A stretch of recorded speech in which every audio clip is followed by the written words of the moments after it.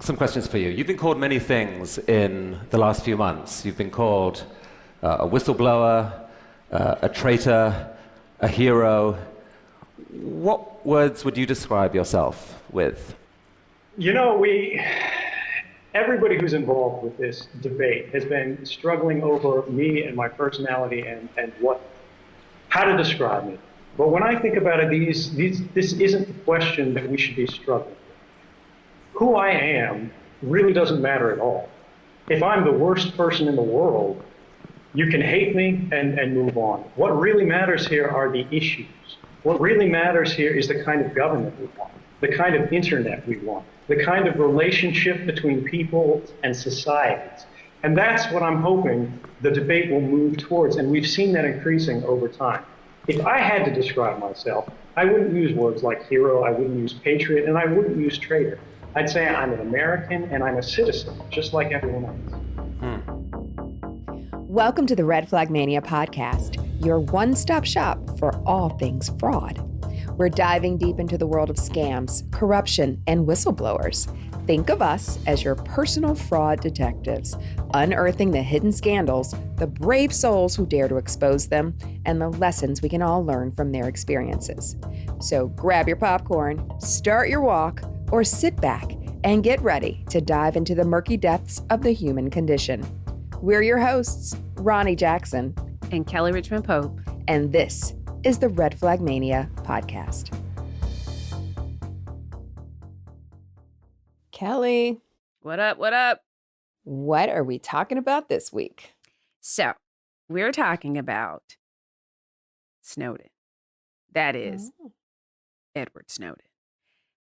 Blast from the past, but still very relevant. And I'll tell you why we're talking about Snowden. So, more than several years back, I was going to the Fraud Film Festival. Have you ever heard of such? I have, yes. So the Fraud Film, we should be there at the Fraud Film Festival, actually. So the Fraud Film Festival is an annual gathering of all things fraud. So it's workshops, documentaries, trainings. I really think we should put a Red Flag Mania film in it. Hello, we should be there. When we break, when we pray, when we heal. You know what? I can see you now on your bicycle in Amsterdam with your Red Flag Mania t-shirt and your basket in the front with your flags, your red flags. That's our future. I can do it. And a coffee shop.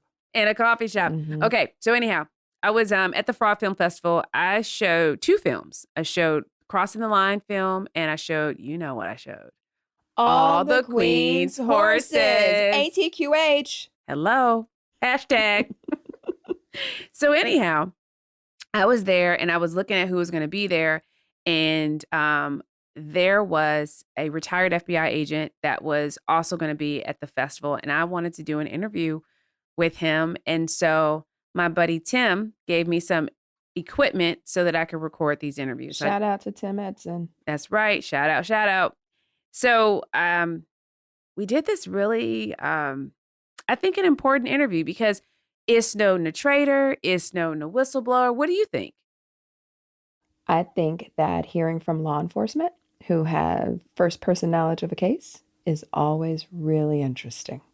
Okay, so you didn't answer my question, but that's okay. Mm-hmm. We're going to get an answer at the end. Mm-hmm. So I want to say this. I've been waiting to say this. Roll the tapes. Listeners, we've got a story for you. My name's Blue Blondell. I'm a retired FBI special agent in charge. I joined the FBI. Well, I actually got in federal law enforcement right out of college, went to Illinois State University, graduated with a degree in criminal justice, and started with the U.S. Marshal Service in Virginia in 1989, worked there for a year, then joined the NCIS, the Naval Criminal Investigative Service. When I was there, it was called the Naval Investigative Service. I was in Chicago for that. There's a base in North Chicago, Illinois, and I worked violent crime, major offender type cases up there, violent crime, drugs, for 5 years from 91 until 96. In 96, I joined the FBI. After completing Quantico, I went to New York City as a new agent. Worked on after going through the new agent rotation, which is surveillance, background checks, that kind of stuff. I ended up on a counterintelligence squad where I stayed until 2002.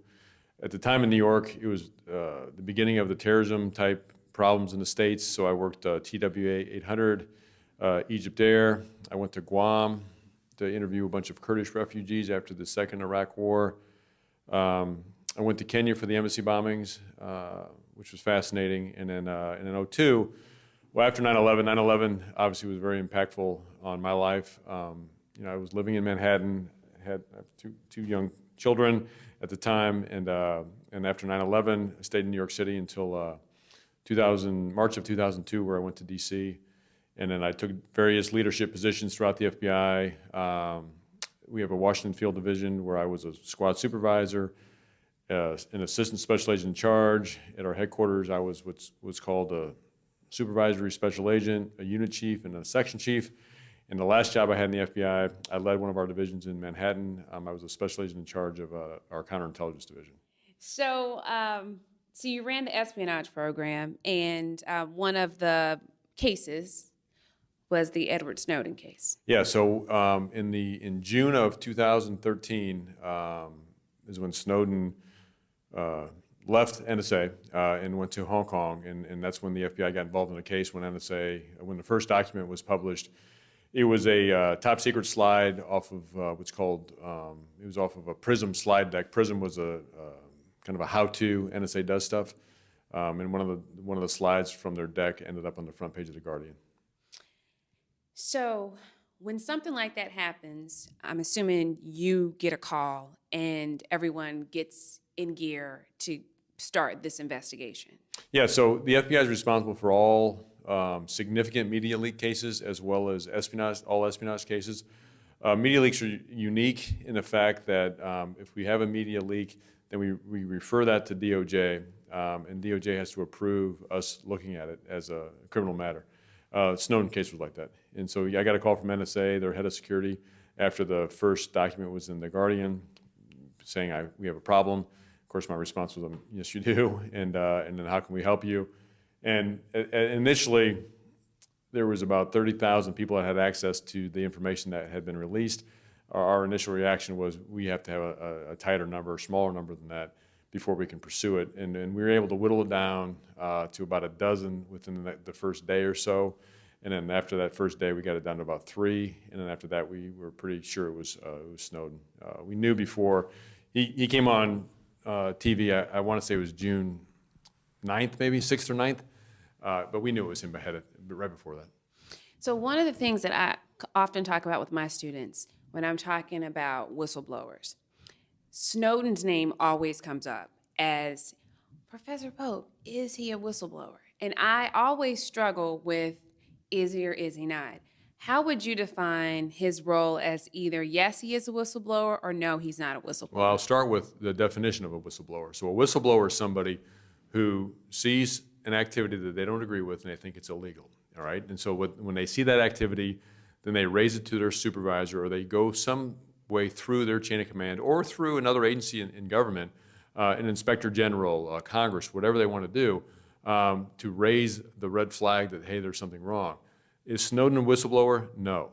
Snowden took information and released it to the media. So I would say Snowden's more of a thief or a classified information mishandler. He's not. It's not even. He's just not. I'm sure you speak all around to colleges, graduate students. Do you have this experience where they think he is a whistleblower? Yeah, I mean, many people, at this film festival, Professor Pope and I were at, everyone kept defining him as a whistleblower, as well as the Citizen4 documentary from Laura Poitras, is he a whistleblower? And they refer to him as a whistleblower. He's simply not. I mean, he never made, when we did the investigation, we interviewed everybody, his entire chain of command, every one of his coworkers, every one of his coworkers from the CIA, every coworker he ever been around, his neighbors, family, friends, everything. And he never raised any concerns to anyone until he, downloaded the information to the media. And so it's just a wrong use of the term. I mean, he's a thief. I mean, he stole the information. Yes, he did it for what he thinks was honorable reasons, but the reality is he had much more appropriate avenues to pursue. And I know a lot of people don't like to hear that, but the answer is, had he gone to Congress, had he gone through his chain of command, had he gone to the Inspector General of the NSA, there are so many other avenues he could have released that. The other problem with it, everything that he had a problem with was all legal. So everything that NSA was doing was approved. It was approved by Congress when they voted for the Patriot Act and the various iterations of it as it went along the line. And so, yeah, he didn't like it, but it wasn't really the appropriate venue. The cause of what he, or the reaction of what he did, you could argue that it was a good thing. I mean, I wouldn't argue against that. He certainly got the debate started on, was NSA monitoring too much? But how he got there was illegal. And that's interesting, because I think the way I try to describe it with my students is, I think about if you were a Secret Service agent assigned to guard a president, your job is to guard the president. Regardless of who's in office or what their political affiliation is, your job is to guard the president. So I try to use that analogy when thinking about Snowden. Snowden's job was to perform a duty for the NSA. Snowden's job in the NSA was a systems administrator. So his job was to keep their computers online. It's just that simple. And so he may not have liked what NSA was doing, but his recourse is not to accumulate their secret information, their classified information, and release it. I mean, he could have quit. He could have done lots of different things. But yeah, he certainly is not. And the Secret Service analogy is great. If you don't like the president, and therefore you will not protect him, then you need to find another role. And I'm sure that happens. I mean, at the end of the day, but you have to be comfortable with what you're doing. Our system, isn't going to change if you don't like the president. He was elected, she was elected, whoever was elected. It doesn't matter. But it's not somebody's role in that level to do it. So with the documentary, I think that it builds a story of Snowden being a hero. And I think when younger people watch it, they rally behind him as he did the right thing. And so I really want our time to be our time together for you to make sure whoever listens to this, that they have the direct course of action as to what you are supposed to do or what you're not supposed to do. So I want to talk about some truths and maybe some not so much truths in the film. And can you, and I know you probably have them in your mind about how they portray certain scenes. So can you just pull a couple up? Yeah, there's a couple scenes where they describe, Snowden says something about there's some white construction vans outside of my house. I hope my girlfriend doesn't get arrested, or I hope this is, I'm not going to be arrested. The FBI is going to come surveil me in Hong Kong, or there's FBI surveilling the filmmaker in Hong Kong. We weren't surveilling anybody in Hong Kong. It's not the FBI's role. And so I don't doubt that they were under surveillance. I'm sure they were under surveillance by the MSS, which is the Ministry of State Security. People jump to the conclusions that, when there's a manhunt or there's an investigation going on, they overestimate the powers of the FBI or any other agency. Yes, we were trying to get Snowden, there's no doubt. We were negotiating with the Hong Kong authorities on his return. We canceled his visa, and the reason why we did that, or canceled his passport, the reason why we did that under international law, you're supposed to be returned to wherever you came from, meaning Hawaii, and we wanted to arrest him. He was charged with 2 felonies, legitimately, for stealing information and misusing a computer. He was not charged with espionage. That's another myth in the movie. The reason why he wasn't charged with espionage is most countries won't extradite somebody for that. And so we picked the charges that we charged him with. We could have superseded the indictment. I don't know that we could have proven espionage at the end of the day. We could certainly prove felony mishandling of classified information, and then the misuse of the computer and whatever, which would have been more than enough to get him extradited. So there's lots of different. I mean, the movie is presented in a very pro-Snowden manner. My job wasn't to say I agreed with Snowden or I didn't agree with him. My job was to say, hey, did this guy commit a crime? Can we investigate it and can we prove it? And that was really the role of the FBI. Can you define espionage? Yeah, it's taking classified information and giving it to a foreign government. Very quick. And so for him, there's also mishandling, and so mishandling is when we didn't charge him with mishandling because that's also can be viewed as a political crime. Yeah, I mean, so for him, the fact that he gave information to the media without any authorization, it's simply a crime.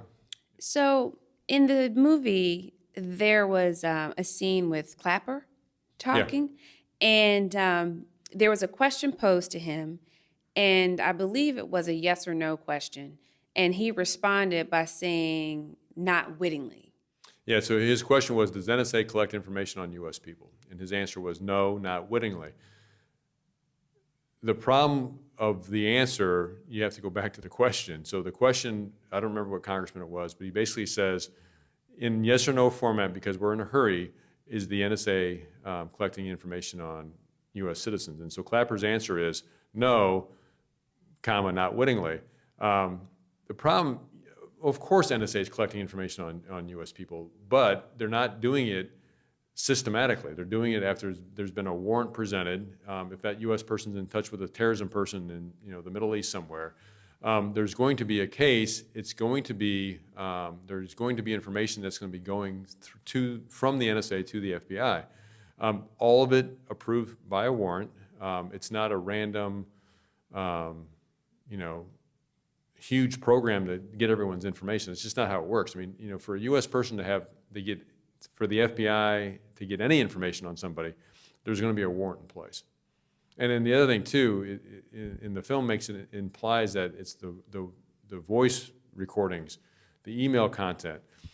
The first step when you are investigating somebody, it's going to be the who's calling whom information. If I call somebody, that'll be the numbers that were called, and they're used to link. Can you determine there's a link between a couple people of interest? It's not going to be the text of it, certainly. Can you describe the Patriot Act and why it's important and when it came to existence?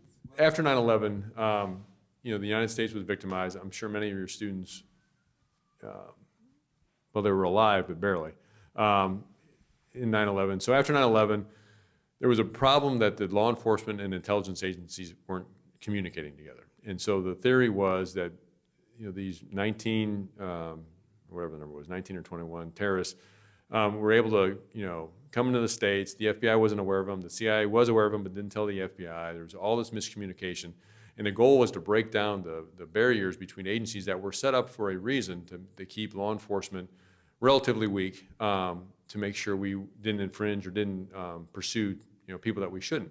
Agreed. I think that's a good thing.